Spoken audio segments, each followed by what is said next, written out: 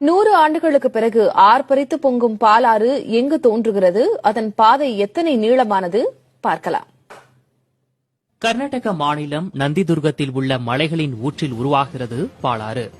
கர்நாடக மாநிலத்தில் 93 கிலோமீட்டர் தூரமும், ஆந்திராவில் சாந்திபுரத்தில் அடியெடுத்து வைத்து 33 கிலோமீட்டர் தூரமும் என 126 கிலோமீட்டர் தூரம் மலைகளுக்கு நடுவே காட்டாறு போல பாயும் பாலாறு தமிழகத்தில் திருப்பத்தூர் மாவட்டம் நாட்றாம்பள்ளி அருகே புள்ளூர் என்ற இடத்தில் அடியெடுத்து வைக்கிறது. இங்கிருந்து பறந்து விரிந்து ஓடும் பாலாறு திருப்பத்தூர், வேலூர், ராணிப்பேட்டை, காஞ்சிபுரம், செங்கல்பட்டு ஆகிய மாவட்டங்கள் வழியே சுமார் 222 கிலோமீட்டர் பயணித்து வயலூரில் கடலில் கலக்கிறது. கர்நாடகத்தில் பாலாற்றின் குறுக்கே 3 பெரிய தடுப்பணைகள் கட்டப்பட்டுள்ளன.